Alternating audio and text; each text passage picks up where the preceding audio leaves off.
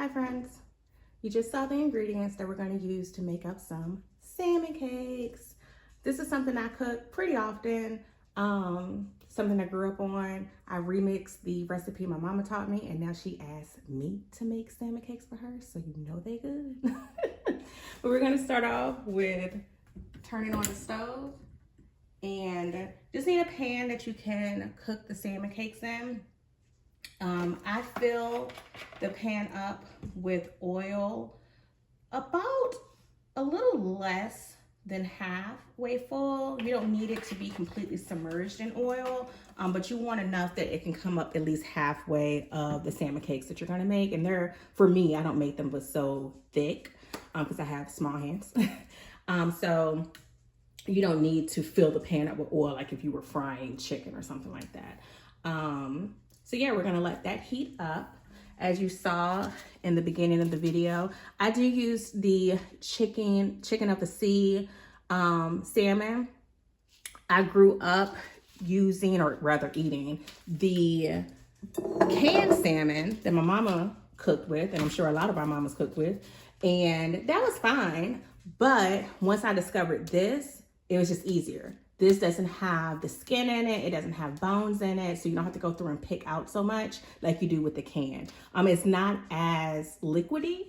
But we're gonna add things like egg to make sure that it is still moist. So that's the only difference I see with it, on possibly a negative note. Everything else is just easier, so you don't have to pick through. So I use 4 bags usually, or 4 pouches. This makes about 2 salmon cake per. Like I said, I make mine pretty small, and this is enough to feed myself, my husband, and our 2 kids. And of course I'll have sides with it, so, but it's pretty fun. The salmon that's in here, empty out the pouch. As you can see, there is moisture in there. It's just not as much like when you use the cans. Toss that. I'm doing this while the oil is heating up.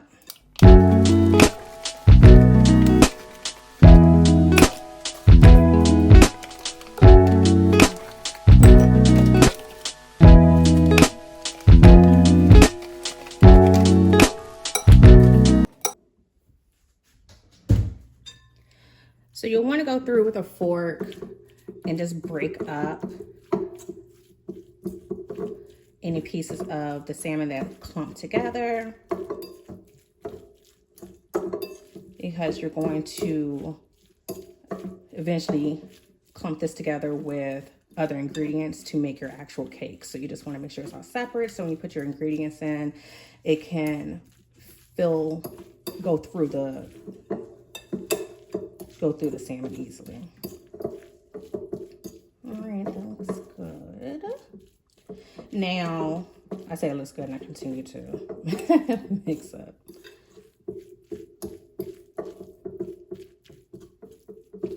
Now, I do use 2 eggs for the 4 pouches. If you're going to make more, then you possibly will need more eggs. You're kind of gonna look at it as you're adding the things to also make sure that the salmon cakes stay together when you put them in the oil. The breadcrumbs and a little bit of flour, and this is all-purpose flour. You're going to kind of eyeball to make sure that the amount of egg versus your breadcrumbs and your flour are mixing well together, because you don't want to put too much breadcrumbs and flour to make it dry, and then you don't want to have too much egg for the moisture, because then your salmon cake will fall apart in the oil, and that's no fun.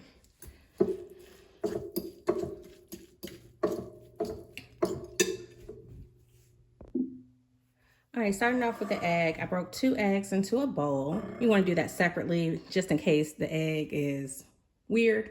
You don't want to put that directly into your mix, because then you'll mess up the whole thing.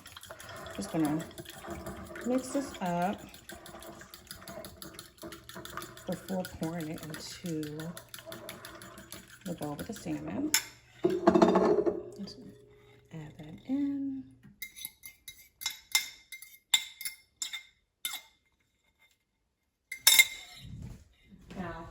This is a dish that I have made many times. And again, I am not big on measurements.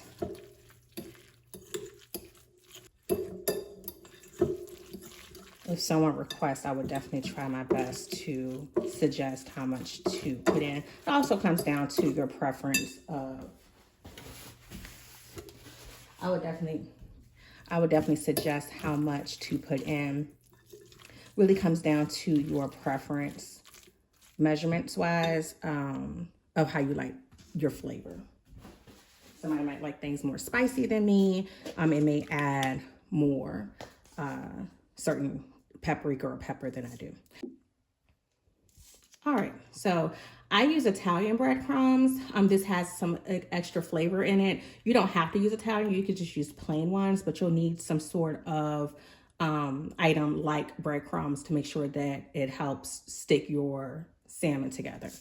So I'm going to sprinkle it throughout. And if I had to guess, I would think maybe half a cup. Stir that around. Now I do use breadcrumbs and the flour. I know some people don't do that. For me, it just helps keep it all together, and the flour gives the salmon cakes a really pretty golden brown when you cook it, and a nice little crunch that when I have done this without the flour does not really happen. So I'm pro flour, and you'll see I don't use a lot of the flour at all, maybe a tablespoon. And for these 4 pouches, a tablespoon of flour is not a lot. So you can tell that it's going through the salmon and it's drying out the egg, which is what you want. You want it all to mix together really well, so when you fry it, it stays together and doesn't fall apart. All right. We're gonna use some onion powder. And I would say, as I say, I don't measure. I really do eyeball, but I would think maybe a fourth of a teaspoon, something like that. Again, it really depends on how heavy you like your seasoning. Salmon pouches are not that expensive for 1 pouch. You know, of course, as you add more, then it's going to get more expensive. But if this is something you haven't tried before, I would say get 1 or 2 pouches and just play around with what seasonings that you like in your seafood. Because you don't have to use the things that I'm using. This is just what I have played with over the years and like to put in this dish. But yeah, play around with it and see what you like. And then determine once you eat it, like, oh, you know what? I could have used a little more pepper, or I shouldn't have used that much salt or whatever. All right, this is some garlic powder. Sprinkle that throughout. I'm a little heavier with the garlic. I am a fan. This is some smoked paprika.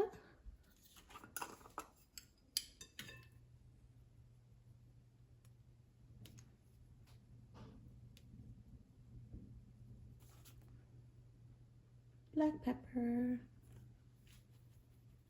So not a whole lot, because for me, this is not a dish that I want a whole lot of kick to, personally. Some Old Bay seasoning.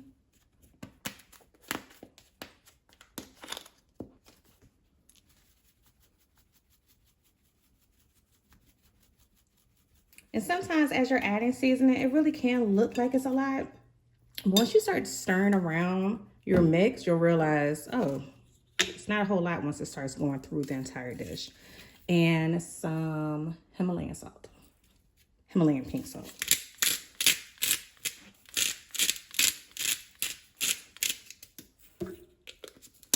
I'm gonna stir this around before I add the flour.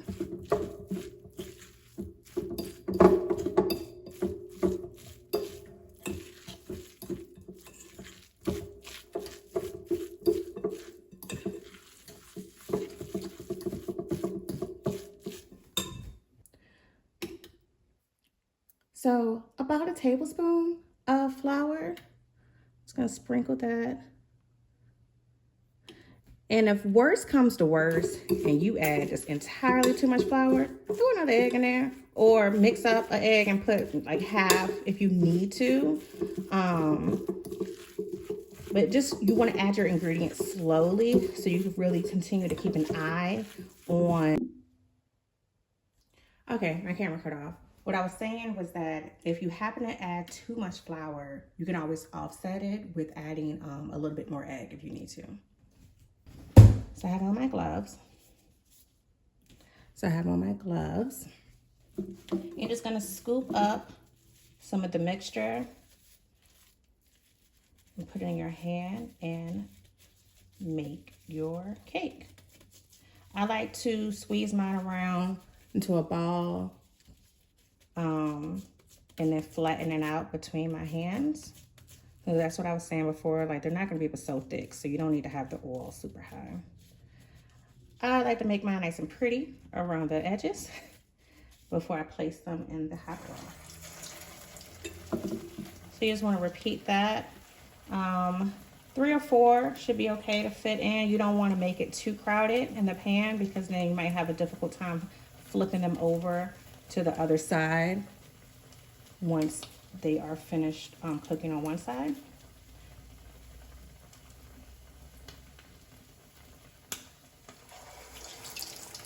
But in this moment, this is when you will be able to tell if you did not add enough breadcrumbs and flour, because they would begin to fall apart in your oil and you would say, no. At least that's what I do or have done. So you can make these thicker if you want. You can make them bigger if you want. This is the size I normally make them. I'll also do 1 or 2 that are kind of what I call baby size for the children. I'm gonna try to squeeze 1 more in here. You don't want your fire too high on the stove. You don't want the grease to pop up a whole lot.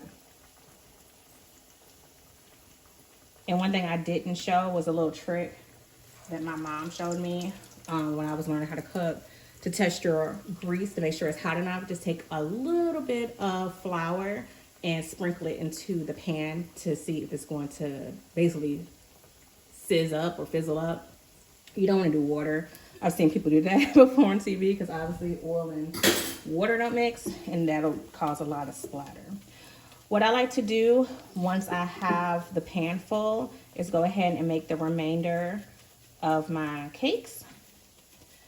It'll just be easier for me to scoop up with the spatula when it comes time to add these in. And then I can go ahead and take these gloves off because my hand gets hot in these gloves. I don't know about everybody else, but. So the salmon cakes are cooked on one side. You can see that they're browning up nicely around the edges. So you just want to scoop your spatula under it and gently flip. Oops. And gently flip it to the other side.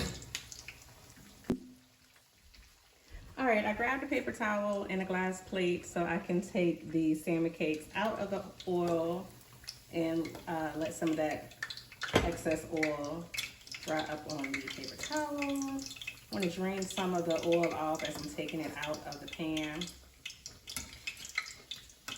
But they just come out so pretty. Just want to keep an eye on them. I probably cooked them a total of about 10 minutes or so. So they're crunchy.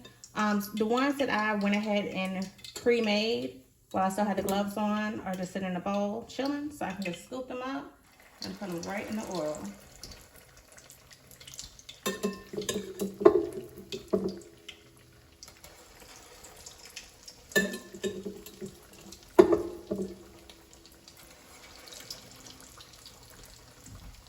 I'm just gonna let these cook and then I'll see you guys once it's all done. And here are my completed salmon cakes. They look so yummy. I like to eat mine with ketchup, but you can use tartar sauce or whatever condiment you like, or nothing at all really. let me know below if you guys try this out or how you make your salmon cakes. Make sure you like, share, and subscribe. See you guys next time.